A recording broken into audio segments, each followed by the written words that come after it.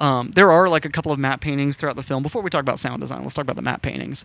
This is a full CG shot of the car with dents in it, and then it shows the car outside of the window here, and that's just like pulling a luma key from the window. This was filmed at night, so I had a totally black like window there with like reflections on top of it. So I was able to like basically use a luma key to pull the real reflections and keep those with the CG car behind the window. So that's a shot that I'm really proud of, because it's hard to like, how do you green screen reflections, right?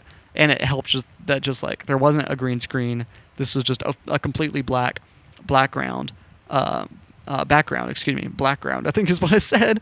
And I was able to pull just like a luma key off that. And I think it meshes super well so that you can see as if there's like a garage with this CG car behind it. And I think it's meshes well enough. I mean, let's just show off some of the matte paintings throughout the film.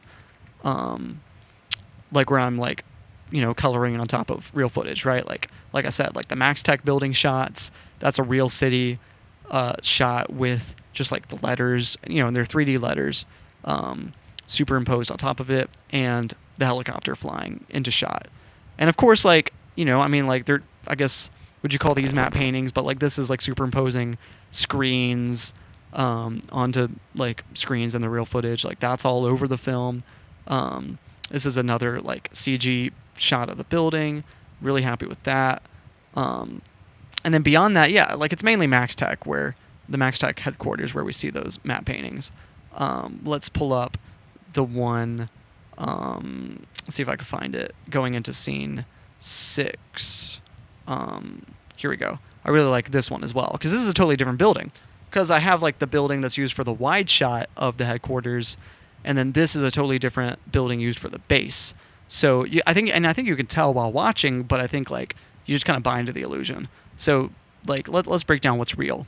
Most of this shot is totally real, except for these are fake letters superimposed onto the building, like with this kind of like cuboid, like beveled cube, like behind the letters, and I think it like matches well enough, like with the color, that you shouldn't question it too much. But I think you can tell.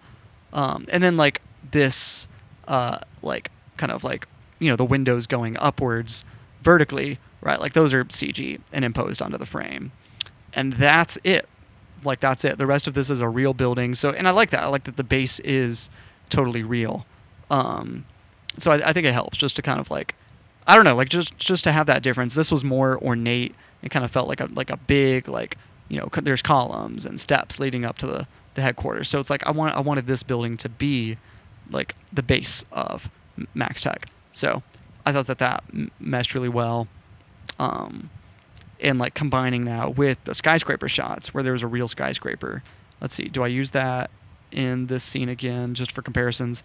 And like it doesn't totally match, because like this has like just like the way that like going between like the concrete and the glass, like I think like the base of it just went complete glass, and this just like like it takes a second, like it just like the design of the building is just a little bit different, but like I think it works and I like it. And that's just something where it's like if I had a little more time, I would have modeled a base that like matched this a little bit more, but like I'm fine with it.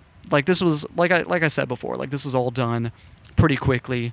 There's shots that like I just couldn't spend a lot of time on. Here we're back to like the base, and now there's a CG car too. So there's just, I don't know, like there's a lot of shots with like a lot of different elements, and I had just a lot of fun putting it all together. I did a screen test. I'll see if I can pull it up in post. Future Joe, try to remind yourself to edit this in. But like I did a screenshot or a screen test of the night cave with like extra machines superimposed onto the frame. And it was something that I was like, that's a really cool shot idea that will help like bring my concept of the night cave to life. But it's something that like, as I was filming it, I was like, I think I can get away without like just like using the shed space as it is, without having to do a shot like that. It would have taken extra time in the edit. I just kind of made a decision as I was filming too.